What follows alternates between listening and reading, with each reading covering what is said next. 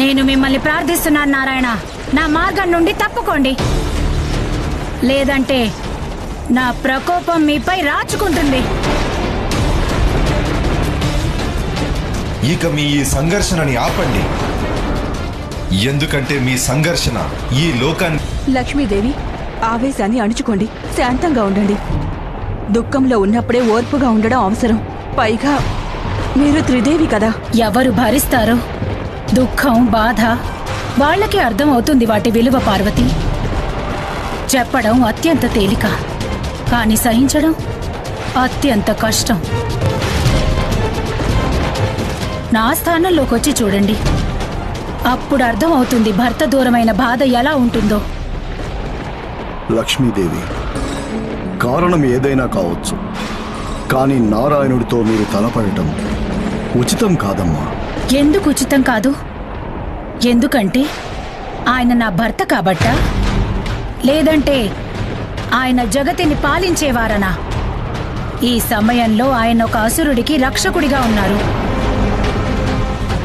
భర్త చెడ్డవారికి తోడుగా ఉంటే అప్పుడు భార్య ఆయన్ని వ్యతిరేకించకూడదా? వ్యతిరేకించి తీరాల్సిందే లక్ష్మీదేవి, కానీ అస్తిత్వం సమసిపోయేంతగా విరోధం పెట్టుకోకూడదు. మీ ఇద్దరి ఈ విరోధం వినాశకారిగా తయారవుతుంది. నాకు వివరిస్తున్న విషయాన్ని మీరు నారాయణుడికి ఎందుకు వివరించడం లేదు? మీరంతా నారాయణుడితో చెప్పండి నా మార్గం నుండి తప్పుకోమని. ఆగండి లక్ష్మీమాత,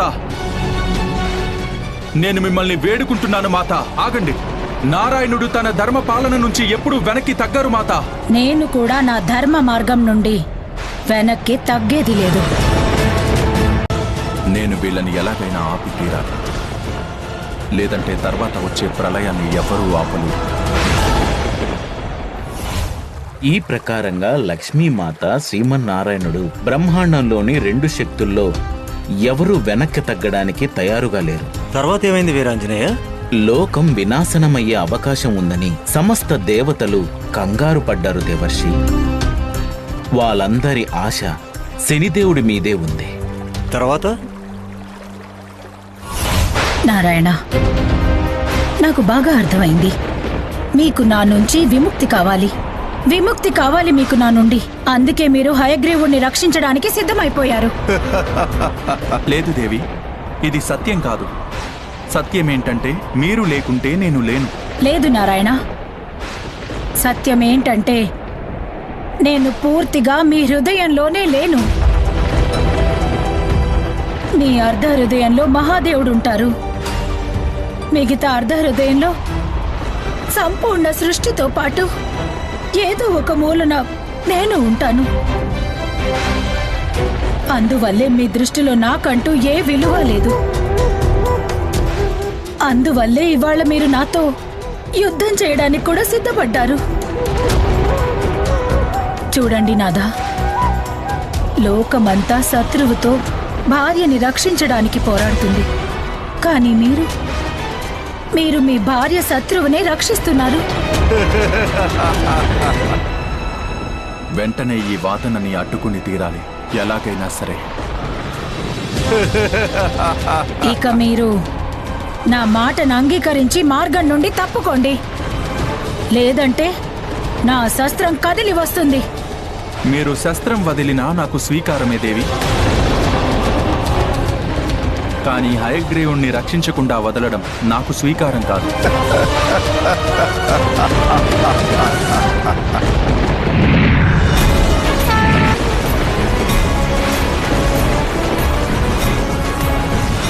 నారాయణ, నారాయణ, నారాయణ, నన్ను రక్షించండి, నన్ను రక్షించండి.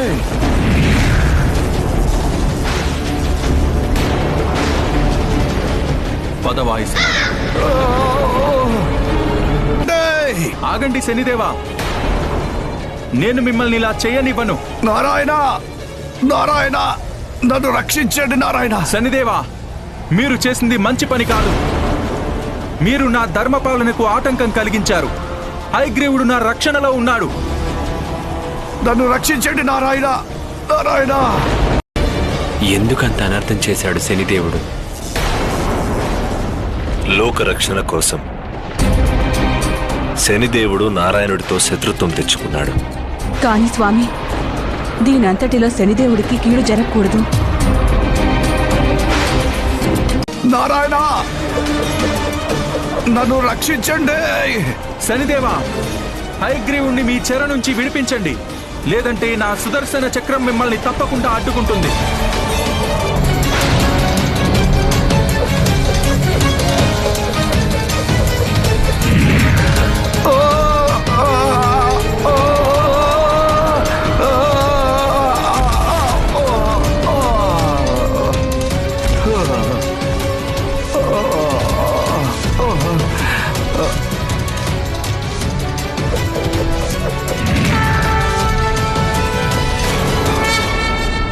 హయగ్రీవుడు నా సంరక్షణలో ఉన్నాడు.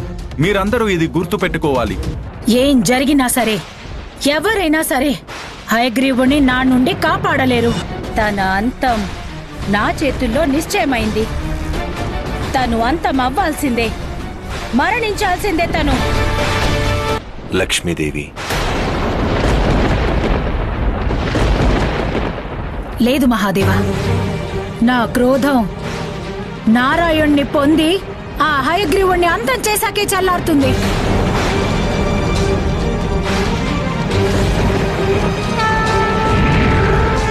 స్వామి, లక్ష్మీదేవి అంతకంతకీ విషయాన్ని పెద్దది చేస్తుంది. ప్రభు, మాత చాలా క్రోధంలో ఉన్నారు. బుద్ధి, వివేకం క్రోధానికి ఆహారాలు. క్రోధానికి సదా వినాశనమే జన్మిస్తుంది. అందుకే నేను ఇదంతా చేశా. మీ ఇద్దరి మధ్య జరుగుతున్న గొడవని నేను ఆపవచ్చని. కానీ నాకనిపిస్తుంది లక్ష్మీదేవి నాతో తలపడకుండా ఆగదు. ప్రభు, నాకు అనుమతినివ్వండి. నేను ఆమెను ఆపడానికి ప్రయత్నిస్తాను. లోక కళ్యాణం కోసం. సరే మాత. ఇప్పుడు మీకింకా పెద్దది, కఠోరమైన శిక్ష పడుతుంది. ఎందుకంటే మీరు నా శత్రువు హయగ్రీవుణ్ణి కాపాడడానికి దుస్సాహసం చేశారు. మాత, మీరు నా మాట పూర్తిగా వినండి. ఆ తర్వాత మీకు ఇష్టమైన శిక్షని నాకు వేయండి. మీరు అనుమతిస్తే చెప్తాను మాత.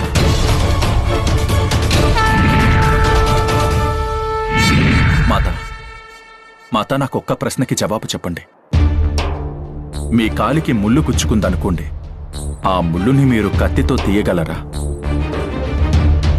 కాలికి గుచ్చుకున్న ముళ్ళుని సూదితో తీసి పారేస్తారు.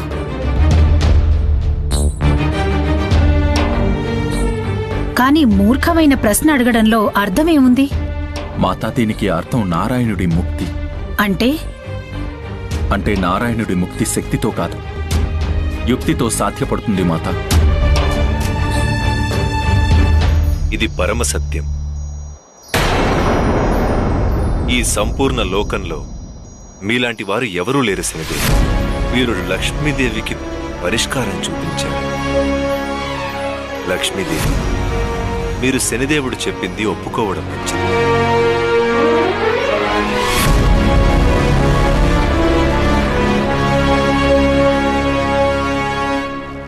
అయితే చెప్పండి, ఏంటా యుక్తి?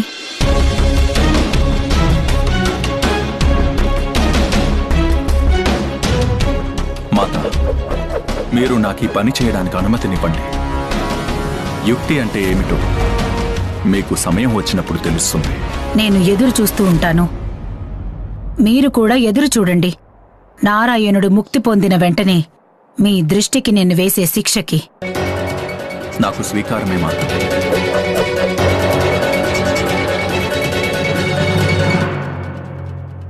ఈ విధంగా శనిదేవుడు తెలివితేటలతో లక్ష్మీమాత శ్రీమన్నారాయణుడి మధ్య ఉత్పన్నమైన యుద్ధాన్ని వెంటనే ఆపేశాడు. కాని నారాయణుడికి ముక్తి కల్పించాల్సిన బాధ్యత కూడా ఇప్పుడు ఆయన మీదే పడింది. మరి శనిదేవుడు నారాయణుడికి ముక్తి ఎలా కల్పించాడు? భక్తుడు తీర్థయాత్రికుడిగా దేవర్షి. భక్తుడు తీర్థయాత్రికుడునా? శ్రీమన్నారాయణ నారాయణ హరి హరి, శ్రీమన్నారాయణ నారాయణ హరి హరి.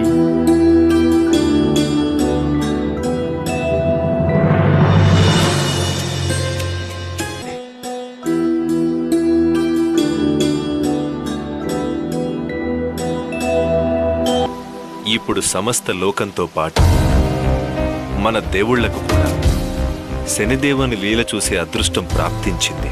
నారాయణుడికి ఎలా విముక్తి కలిగిస్తాడు స్వామి? మీరే స్వయంగా చూడండి. హే ప్రభు, నారాయణుడికి జయహో. నన్ను నా పనిలో సఫలం చేయి నారాయణ. ఎవరు నువ్వు? నేను నారాయణుడి భక్తుణ్ణి. మీరెవరు? మీతో ఉన్న ఇతనెవరు? నారాయణుడి వేషమా? ఇతను నారాయణుడి భక్తుడా? మూర్ఖుడా, ఇతను నారాయణ భక్తుడు కాదు, స్వయంగా నారాయణుడే. పరిహాసమాడుతున్నారు మీరు. మనం భగవంతుడితో పరిహాసాలు ఆడకూడదు. అయినా భలే మంచి సమయానికి వచ్చారు మీరు. నేను శ్రీహరి నారాయణుడికి నైవేద్యం పెట్టబోతున్నాను. నైవేద్యం సమయంలో ఉండడం అనేది చాలా అదృష్టకరమైన విషయం. నైవేద్యం తర్వాత అది ప్రసాదం అయిపోతుంది కాబట్టి దాన్ని తినడం వల్ల పాపమంతా పోతుంది, పాపులకి క్షమాపణ దొరుకుతుంది. నైవేద్యం తినేసి వెళ్ళండి. భగవంతుడి ప్రసాదం తినడం చాలా పెద్ద పుణ్యకార్యం.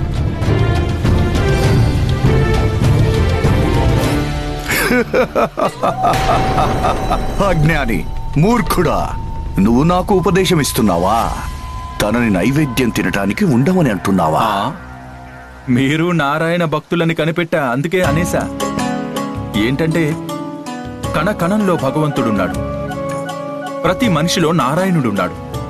మీ లోపల కూడా భగవంతుడు ఉన్నాడుగా.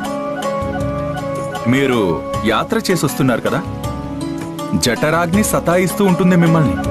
అంటే ఆకలేస్తూ ఉండుంటుంది మీకు కదా.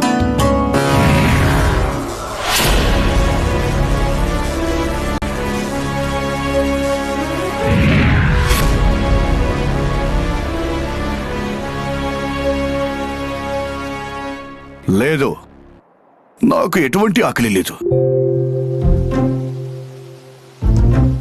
ఇదేంటి? ఏమైంది?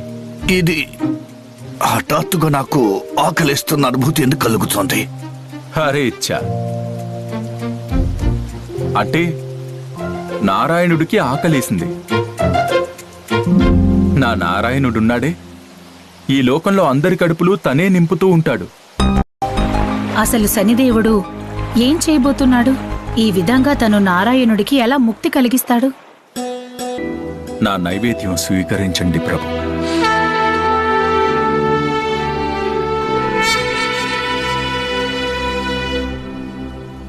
తీసుకోండి, మీరు ప్రసాదం తినండి.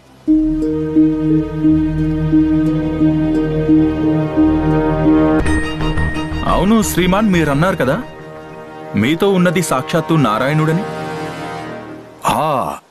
అంతేగా.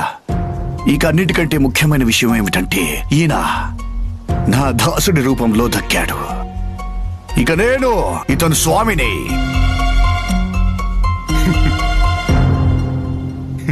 ఏంటి పరిహాసాలు ఆడుతున్నారు మీరు? దానికి కూడా ఒక హద్దంటూ ఉంటుంది. ఆయన లోకం మొత్తానికి స్వామి, మీరు తనకి స్వామి ఎలా అవుతారు? మీరేదో చెప్తున్నారు మహాశయ. ఇప్పుడు నేనే ఈ సంపూర్ణ లోకానికి స్వామిని. నా మాటను నమ్ము, లేదంటే బలవంతంగా నమ్మిస్తాను.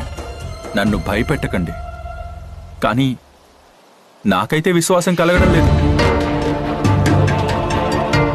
ఈయన సాక్షాత్తు వైకుంఠవాసి నారాయణుడని. లేదు. ఎందుకు విశ్వాసం కలగట్లేదు చెప్పు. మీరే నాకు చెప్పండి. వైకుంఠ నారాయణుడు లోకం మొత్తానికి కడుపు నింపుతాడు, మరి మీరు తన కడుపెలా నింపగలుగుతారు? లేదు, ఇది మీకు అసాధ్యం. క్షమించండి, నిజం చెప్పాలంటే మిమ్మల్ని చూస్తే నాకు అనిపిస్తుంది మీకు నా పొట్ట నింపే శక్తి కూడా లేదు అని. మరి మీరు నారాయణుడికి ఎలా తిండి పెడతారు? తీర్థయాత్రికుడా, నువ్వు నన్ను గుర్తుపట్టినట్టు లేదు. నేను ఎవరో నీకు తెలుసా? నిన్ను మింగేసి నా కడుపు నింపుకునే ముందు నీ కడుపు నిండా భోజనం పెడతాను. అప్పుడు నీకు విశ్వాసం కలుగుతుంది నాకు నారాయణుడి కడుపు నింపే శక్తి కూడా ఉందని. సరే, నింపండి నా కడుపు. కానీ మీరొక మాట ఇవ్వాల్సి ఉంటుంది. ఏంటా మాట? ఎప్పటి వరకు నా కడుపు నిండదో అప్పటి వరకు నాకు భోజనం పెడుతూనే ఉండాలి.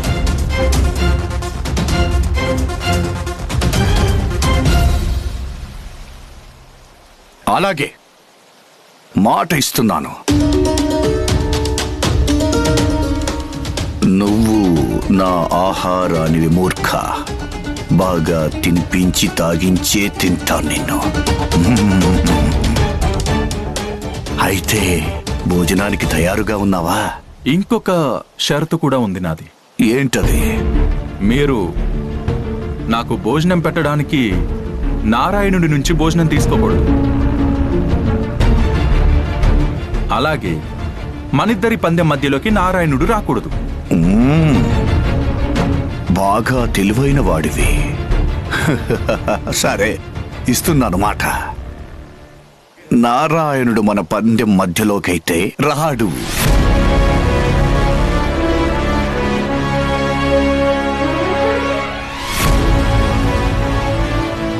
అయితే సరే, తీసుకురండి నా భోజనం.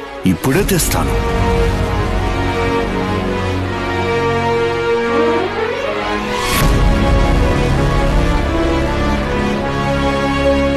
ప్రభు, నేనేం చేసినా కానీ హయగ్రీవుడికి బాధ కలిగించకుండా మీకు ముక్తి కోసం చేస్తున్నాను. మీకెలాంటి అభ్యంతరం లేదుగా?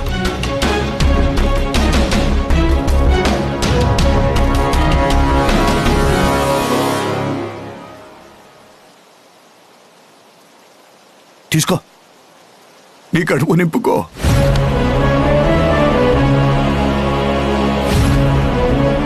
అక్కడ కూర్చుని ప్రశాంతంగా తింటాను. తిండి చాలా ఎక్కువగానే ఉంది నీకు తీర్థయాత్రికుడా. బాగా ఆకలేసింది కదా, అందుకే. అయితే కడుపు నిండింది కదా? ఇంకా ఆకలి పూర్తిగా పోలేదు. అలాగా, మరే పర్వాలేదు. నేనింకా తీసుకొస్తాను. సుష్టుగా తినిపించాకే తింటాను నిన్ను. ఇంకా కొన్ని క్షణాలే హయగ్రీవ, నువ్వు స్వయంగా నారాయణుణ్ణి వచనం నుంచి విముక్తి చేస్తావు.